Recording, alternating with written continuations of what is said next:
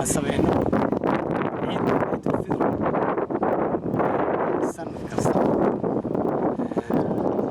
ilaahay noo sahlay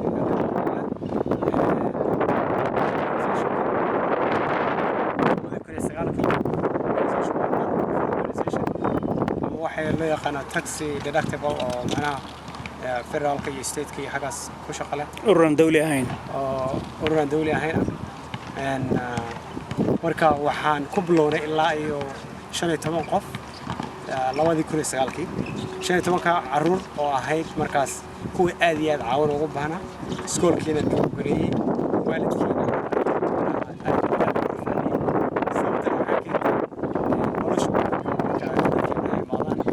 waxay ku kaliftay in ay caruurteedii midowga dhaqankooda qaataan waalidkiina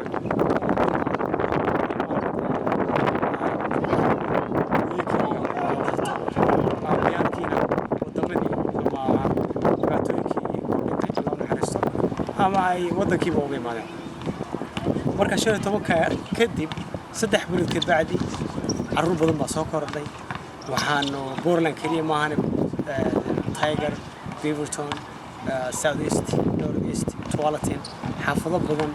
yaa caruurta ka soo qaybgashay marka waxay socotay muddo ilaa hal sano isla markaa waxaa bilaabatay inay caruurtii kale oo ajnabiga ah sida cadaankii indhayartii madowgii Isbaanishkii ay aad u xiiseeyaan organization-ka shaqadana runtii waxay tahay in macnaha caruurta laga caawiyo dhinaca homework-ka iyo tutoring-ka ama xiisadaha ay ku qaataan oo maadaama ay ku adag tahay xiisadooyinkoodii sababtan waxay keenaysaa ilmaha da'diisa iyo feeriyaan dadkan waddankan aan joogno Maraykankii da'diisa hadduu jecel uu yahay high school ilmahaas high school la geliyay marka hadda kuna dhigan nimba high school haba yaraatee ABC ma yaqaano 1 ma yaqaano marka waxay kaliftay inay caruurtii high school ka drop gareeyaan oo ay successful ku noqdaan noloshooda waddankan ay ku joognayaan marka waxaan ku caawinay homework-kii si ay macnaha iskuulkooda ugu dadaalaan marka arrintan saa u socotay caruur badan oo ajnabi ah ka soo qayb galaysan hore ugu sheegay caruurtii marka si aan may ku dhahno waan garan weynay sababtoo waxa keenaysa caruurtii classmate-koodii ay class-ka ahayn iyo u sheegeen organization-ku wuxuu sameeyo homework-kiga iyo sports-ka activity-ga iyo xalaan sameeyay marka ay class-ka ka baxaan ay dhameystaan maadooyinkooda labada ilaa galab 3 galabnimo isla markaa waxay soo xaadiraan snack baan siinaa cabitaan siinaa health food baan siinaa isla markaa ka bacdi waxaan u bilownaa homework nin walba maadadu uu rabo xisaabtii science geography laga caawiyaa history marka ninkii dhameeya homework oo ka qayb gala ka bacdi sports iyo qualify u yahay wax walba uu rabo markaas qaar tennis bay ciyaaraan qaar basketball bay ciyaaraan qaar soccer bay ciyaaraan qaar American football bay ciyaaraan qaarna waxay sameeyaan wax la yiraahdo track and field orodka organization-kan caruurtu aad buu caawiyay runtii dawladda Mareykanka aad buu taageersan tahay organization-na badan sida aniga company-ga u shaqeeyo oo Nike iyo aad u caawiya oo dharka uniform-ka iyo kubadda iyo waxa ka caawiya sababtay u kaliftay runtii executive director aan uga ahay oo aasaasay runtan waxay ahayd markaan waddankan imaaday dhibaatooyin badan baan la kulmay waxbarashadii baa aad iigu adkaatay waalidkii iyo dadkayga si aan u beelo iyo waxbarashada iskuulka marka waxaan ogaaday noloshan inuu every African person waddanka ka imaado Soomaali kaliya maahan inay noloshan ay sugayso college baan high school baan ku dhameeyay college baan dhigtay BCC BSU meeshan Portland State University ka bacdi Nike baan u bilaabay anoo college ka dhigtay 50 years na waddankan kamiriga aan shaqeeyaa marka allaha volunteers oo dadka maaragtay laanta ugu shaqeeya waxa ka imaada kamiriga ugu shaqeeya waxa ka imaada iskuuladii sababta ku kaliftay inay caawiyaan proposal-ka iyo ajandaha iyo waxaan diyaarinay iyo sida ugu sharaxay dadka inay waxbarasho u baahan yihiin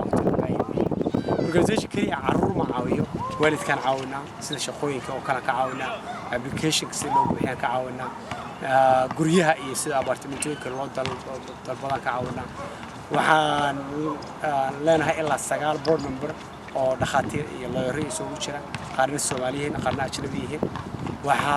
u shaqeeya ilaa 38 qof oo volunteer ilaa 3 qof lacag qaata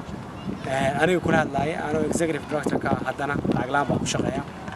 ilaa 240 bay marayaan carruurta Portland Oregon kaliya taasoo isugu jirta sidaan hore u sheegay different ethnicity culture religion background oo carruur ay nooc isla markii waxaan aragnay inay aad baahido u jirto kaliya ma aha waddanka Mareykanka ee Afrika Nairobi waan ka soo register gareynay oo non profit ka shaqeeya waxaan u naqaan waddankeena NGO Ethiopia ka shaqeeya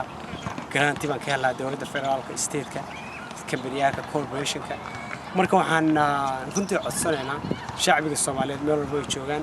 inay macnaha waxa la yiraahdo volunteer-ka ama maaragtay lacag iska qabsi ay ku shaqeeyaan ay ka caawiyaan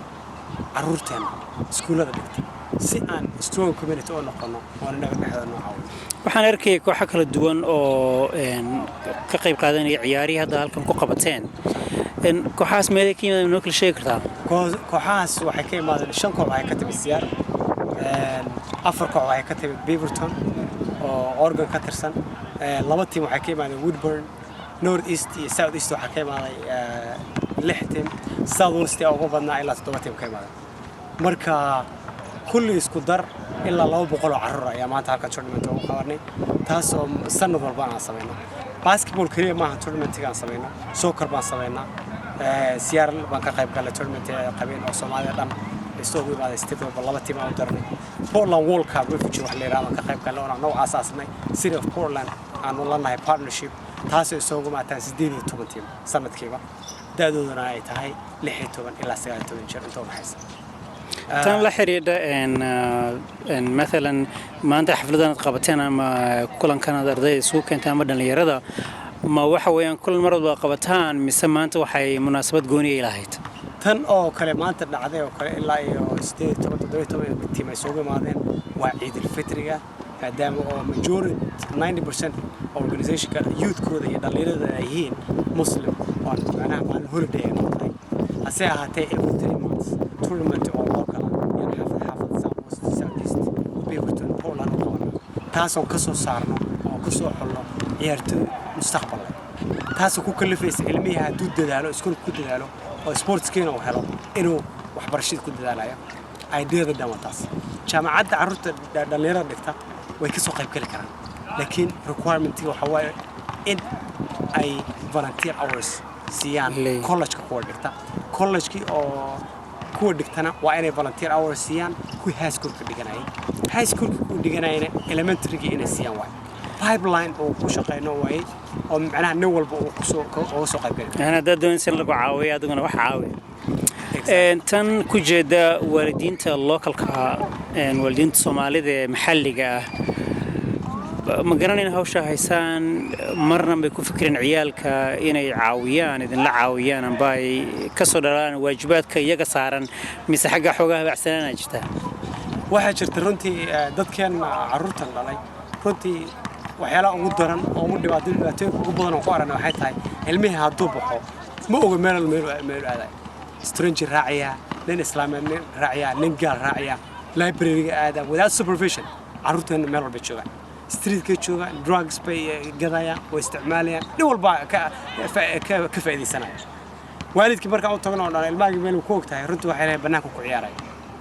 marka taasna waxay keentay waxay noo kaliftay annaga inaan inta bannaanka iyo streetada iyo drugs-ka iyo waxyaalaha bad behavior-ka samayn lahayn inaan u samayno activity oo caafimaadkoodii ku saabsan oo maaragtay ayaga waxbarashadooda ku qasbaysa organization-ka inay ka qayb galaan sababta kaliya uga qayb gali karaanna inay iskuulkooda ku adkaystaan dad badan oo Soomaaliya oo sidan oo kale aanay jirin hawlahan kale u baahan aanay jirin meel ay wax ka qaban karaan amba barnaamijyadan oo kale haysan maxaad kula talin lahayd maxaad u tilmaami lahayd inay eegaan amba ay fiiriyaan meelaha qaar dii macluumaad dheer iyo heli kari lahaayeen sidee ugu caawin lahayd amba ugu tilmaami lahayd inaad idin la saaqaadaan amba iyaguna qudhooda wax kala samaystaan sidan oo kale horta waxaan ka furnay California waan ka furnay xafiis Seattle waan ka furnay a lot of other organization oo Mareykanka ka jiraan partnership wax la hadlaynaa laakiin su'aashan aad u wanaagsan tahay Sharif runtii sababtoo ah dadkeenu waalidkii maadaama uu ay jirto lack of education oo waxbarashada iyo society-gan iyo culture-kan iyo environment-gan oo la qabsan karin ilmihii they can do whatever they want ilmihii markuu homework marka la siiyo leeyahay maxaad samaysay macallinka maanta muxuu ku yiri scorekiisa loo soo dhigay waalidka u geelo dhawo waalidku wuxuu ku leeyahay saana la yiri good job baa la yiri shaqo wanaagsan baa qabatay waayahay halkaas ku egtahay dhibaatooyinku waa weyn oo waalidkeena aan ku caawiyo oo macnaha ka jirta oo sameeyaan waxay tahay kama qayb galaan iskuuladii oo kale waxa ka jira PTA meeting baa jira wax la yiraahdo waxa jira oo waalidku inuu waqtiyo 3 bilood oo ka soo qayb galo macallimiinta la tashto principalka la tashto oo yiraahdo ilmahayga muxuu u baahan yahay haddii aad adiga iskuulkii ka tagto oo macallinkii weydiisato runtii wuxuu u baahan yahay oo dhahdo homeworkii laga caawiyo xisaabta oo kale ama qoraalka oo kale waa laga caawin waa inaan inagu waalidkii ahaan aan dadaalno oo dhahno ilmihii waa inaan xaaladiisa ogaano turjubaan baa jooga iskuul walba organizationno badan baa jira marka saas daraadeed baan ugu talin lahaa hadda meeshan hadda aan ku noqdo naga dambaysa waa recreation center gudaha waxaa ku jira waan ku xareysan hadda 14 belief waxaan bilownay maanta 12 ilaa caawa 8 ka dhamaanaysa banaanka timan badan baa ku ciyaara naftigooda tiimkii luus gareeyo banaanka soo baxayna half fun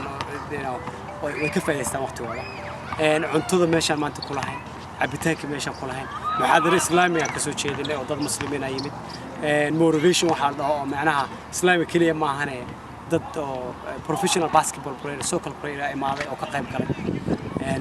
marka waan ku maasantiin dhamaantiin imaashaad ka soo qayb gashaan waqti fiican ku rajayna Jamaal jazakallahu khayr